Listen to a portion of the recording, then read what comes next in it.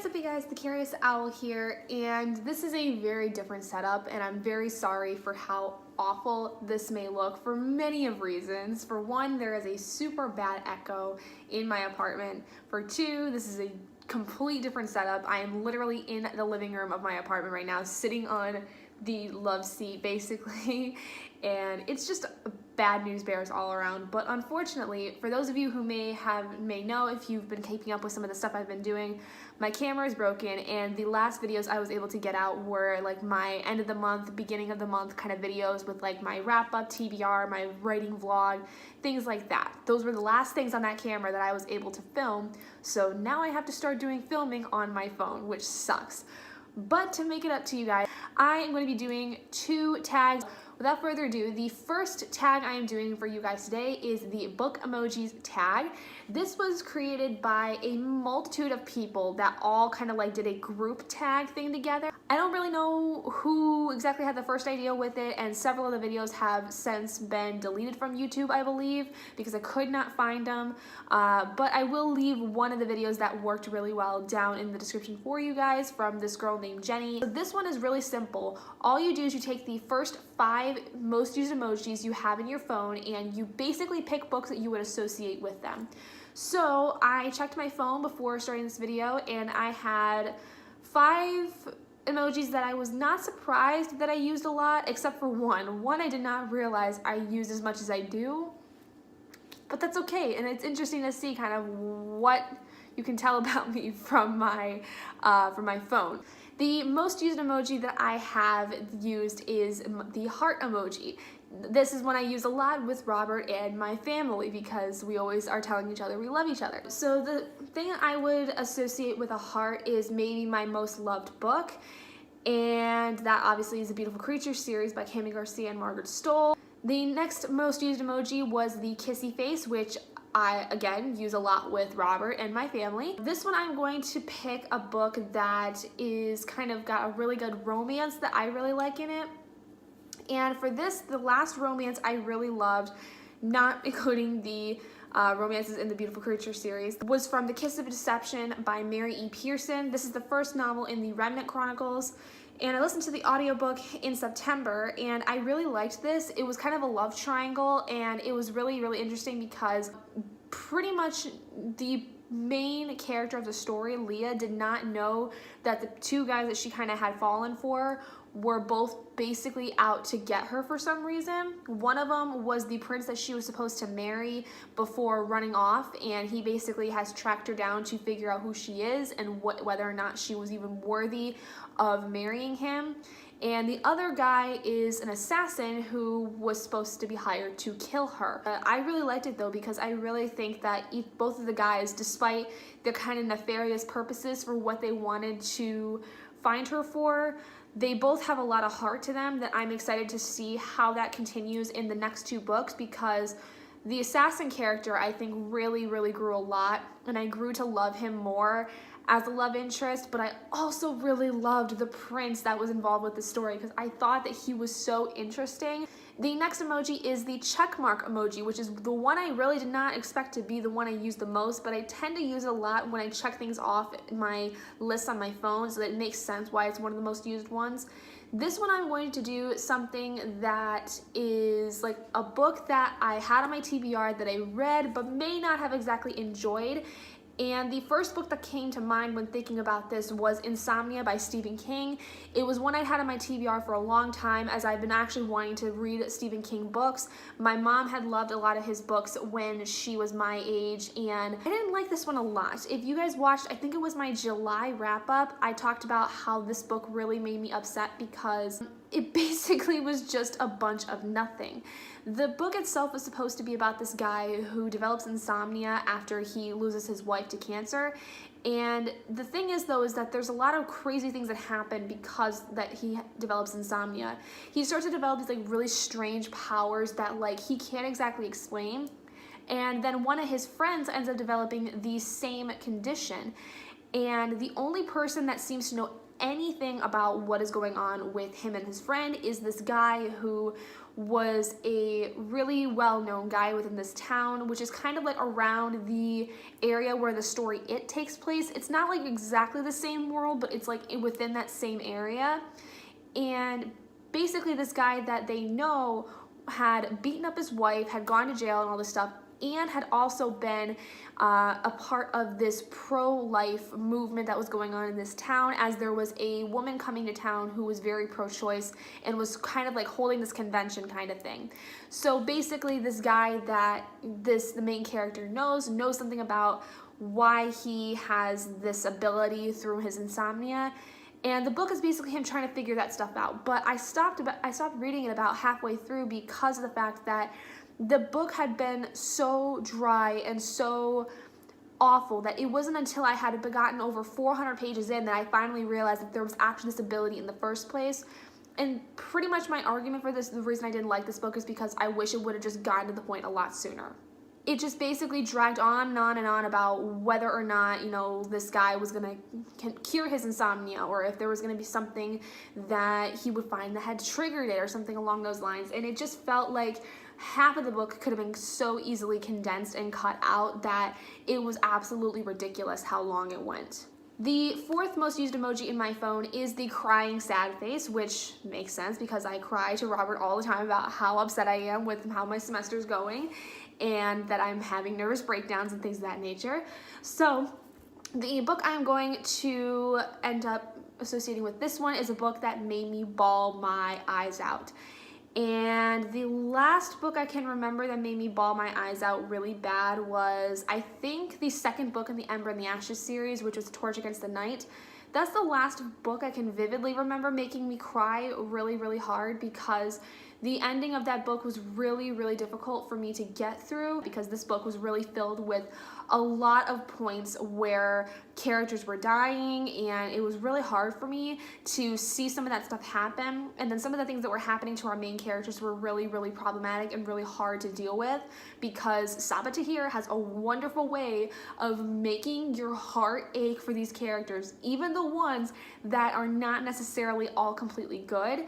So it was an emotional roller coaster getting through the entire thing. And finally, the last emoji that I have used the most on my phone is kind of like this sad face. I call it a sigh face because it kind of looks like it's a sad sighing face, basically. This one I'm going to pick is a book that really, really touched me, but not to the point where I cried a lot, but it definitely made me understand something about what the book was talking about. And I think that this one I'm going to pick is The Hate You Give by Angie Thomas. And I think it's really important to read this one because it didn't make me cry per se, but it did make me understand a lot of things about the world that I had not really understood before. And that's because this book deals with a character who, if you haven't heard of it before, she basically witnesses her best friend being shot and killed by a white cop, where she and her best friend are African American.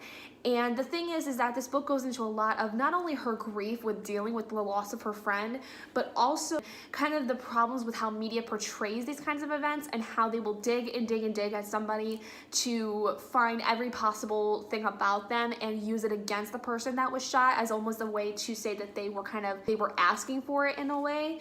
And it also goes into the Black Lives Matter movement and what they are trying to accomplish with these kinds of events that happen, or what they are trying to accomplish because of the things that have happened. It was just a really eye-opening experience, but it didn't exactly make me cry my eyes out like a lot of people did. And I think that's because of the fact that I am white, so I don't completely understand what is going on in this scenario, but it still really touched me to understand that this is a really big problem and I have to be a part of the solution to change things of this nature, which is why I want to go into editing and publishing to push out more content like this, because it is something that I think really can get people to understand the level of disgusting nature that we have within the world. And now what I'm going to move into is the A to Z book tag, which originally was a blog post, I believe, on this website, on this blog called Perpetual Page Turner. The first thing is letter A, which is author you've read the most books from.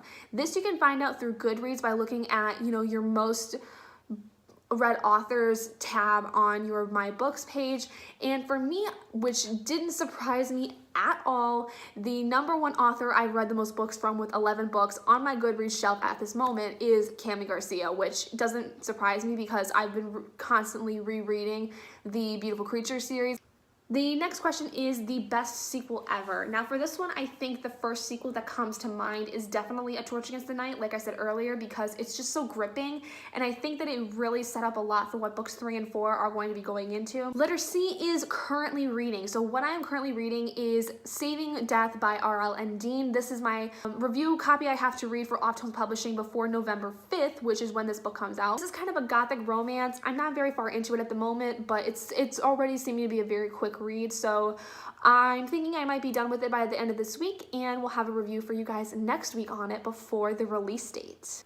Letter D is your drink of choice while reading. Now, it kind of just depends on what I'm currently drinking. Like, I don't really have a particular drink that I will use when I read. Question E is e-reader or physical book. Now, personally, I am more of a physical book person. I do really like to have the actual book in my hands, but I do like ebooks a lot though too, because I think that it's a little bit easier to use, and a lot of times it's a little bit more handy, especially when I want to lay down and read. I don't feel like I'm having like 10 pounds worth of pages falling on my hand when I'm trying to read in bed, so that works out too. Question F is a fictional character you probably would have actually dated in high school. Ethan Waite, for sure. Letter G is glad you gave this book a chance. I am really glad that I ended up giving Renegades by Marissa Meyer a chance. I was really skeptical going into the book that it was not going to be anything interesting because I never read a Marissa Meyer book before, and I was really nervous considering this had to do with superheroes, and apparently the world was super dense. But oh my god, I loved this book so much. I loved Nova as a character. I loved Adrian. I loved every single character in this book and their purpose. And I was so happy with how it ended and how the ending of this book was. I'm just so happy I ended up giving Marissa Meyer a chance. Letter H is a hidden gem book. Now, I don't really know many hidden gem books, but I think one that I really liked recently that I can think of off the top of my head was Fragile Like Us by Sarah Bernard. I don't hear many people talking about this book, but I think that it's a really good book for a couple different reasons. It's a contemporary, so it's very easy to relate to in a lot of situations, and it's very interesting in terms of the content because it deals with a girl who ends up becoming friends with this girl who's very toxic. She's very manipulative. She kind of gets anyone to do what she wants when she wants it. And the girl herself has gone through a lot. She's gone through a lot over the last several years of her life, but she kind of uses it to her advantage to get the attention she needs. Related to that in a lot of ways because I kind of went through a similar scenario when I was the main character's age, and it was really difficult for me to understand what was going on at that time, but when reading this book, I saw myself in a lot of ways like the main character, and I just felt like I understood her and her confusion and her not really understanding the things that she was doing and the consequences of them, and understanding, the fact that she doesn't understand how her best friend can be this way, things of that nature. Question I is an important moment in your reading life. I think that the most important part of my reading life was definitely reading The Hate U Give about September of 2017, because I think it's when I really solidified the fact that I wanted to go into editing and publishing young adult novels, and it really opened my eyes to understanding that there are books out in the world that talk about things like social issues, but also the fact that, it kind of opened me up to seeing other books about, things that were own voices, because I think it was technically the first own voices book I had read at the time. And I wasn't aware of anything else other than that. I really wasn't, and I'm really glad that, I kind of gave the book a chance. I had listened to the audiobook at the time, and I think that if I hadn't read it, I wouldn't be as knowledgeable of the own voices novelists that there are in the world for, people of color, for LGBTQ voices. I think it really opened a lot of doors for me after having read that book, and then becoming a lot more involved with the reading community and finding more books like this. Question J is just finished. The book I just finished actually was Dangerous Creatures by Cami Garcia and Margaret Stoll, which you guys will be seeing a review of later this week. Letter K is kinds of books you won't read. There isn't really a book I wouldn't read, but I think the genre I tend to avoid usually is anything nonfiction, unless it's like a memoir book of some kind. We'll read things like true crime. Just general textbooky kind of nonfiction I don't really seem to like. Letter L is the longest book you've read. I think the longest book I have read definitely was a Stephen King novel, but I don't think I finished it, and that might have been Insomnia. I think that technically is longer than Harry Potter and the Deathly Hallows. I'm pretty sure, because I'm pretty sure that Insomnia was like almost 800 pages, where I think that Harry Potter and the Deathly Hallows may have been a little over 700. Letter M is major book hangover because of. I don't know, honestly. I don't think I have an answer for this one. Letter N is number of bookcases you own. I personally have 2 bookcases. Letter O is one book you've read multiple times. Well, I've been doing a reread series, but I don't think I've read anything more than twice. Letter P is the preferred place to read. I usually like to read anywhere on like a couch or on my bed. Letter Q is a quote that inspires you or gives you all the feels from a book you've read. The quote that comes to mind is honestly a Dumbledore quote, and that is, "It is our choices, Harry, that show who we truly are far more than our abilities," I think. And that, I believe, is from, if not the first book in the Harry Potter series, then definitely book 2. Letter R is reading regret. So I think what my reading regret that's biggest right now is I regret honestly not knowing about the booktube community a lot earlier in my life. Like, I think that if I would have known that there was a community on YouTube for individuals like me, I would have been much more involved with it a lot when I was a lot younger, because I think by the time that the book community like on YouTube was really, really big, it was around the time I was like a sophomore, junior in high school, and I feel like I would have loved to know about that kind of stuff when I was younger, and I think that way I would have been a little bit more involved with the reading community and like reading stuff that was really popular then. So I kind of wanted that when I was younger. Letter S is a series you started and need to finish. Well, there's a lot, because what's weird about the way I read is I don't read series like all the way through in one sitting. It takes me a long time to get through them, because a lot of times the series are like randomized within a bunch of other books that I still have to read. So I still need to finish the Alex Cross series, need to finish the Ember and the Ashes series, need to finish the Flame and the Mist duology, I need to finish several other different series, but those are the first few that comes off the top of my head. Question T is 3 of your all-time favorite books. That is going to be Beautiful Creatures by Cami Garcia and Margaret Stoll, A Torch Against the Night by Sabaa Tahir, The Kisses of Deception by Mary E. Pearson. Letter U is unapologetically fangirling for, and Beautiful Creatures. Letter V is very excited for this release more than all the others. I am really excited for Arch Enemies by Marissa Meyer. It comes out in November. I've got only a few more weeks to wait until it comes out. I'm so freaking excited. I can't wait to see what happens with Nova and Adrian and how the end of Renegades spills into Arch Enemies. I just can't wait. Letter W is your worst bookish habit. I think my worst bookish habit is definitely reading series like never in order. So I never like start a series and finish it. I always end up starting a series and then moving on to other books from other series or other standalone books, and it takes me forever to get back to the series that I was originally in, to the point where I may need to read the first book over again. Letter X is X marks the spot. Start at the top left of your shelf and pick the 27th book. Well, I don't have my bookshelf, so that's a wash. Letter Y is your latest book purchase. What was the last book I bought on my Kindle? And finally, letter Z is a Z Snatcher book, the last book that kept you way late. The last book that I literally sat and read through in pretty much one sitting was The Unexpected Everything by Morgan Matson. This was the first book that I did for my very first 24-hour readathon around September of 2017. It didn't exactly keep me up late, but like I was awake the entire time I read it. It took me like 8 hours to read. And I loved it so much. It was one of my favorite contemporaries, I think, when I think of contemporaries. It was just so cute and fun and definitely had some interesting aspects to it that I didn't expect it to. But there you guys go. Those are all of the letters for the A to Z book tag. This was a much longer video than I anticipated, so hope you guys enjoy since I missed last week's tag. And yeah, so anyway, thank you guys so much for joining me today. If you guys did enjoy it, please do give it a big thumbs up. And if you're not already and you'd like to be, hit the button down below and subscribe to become an owlet in our flock. And I will see all of you guys in my next video. Bye guys.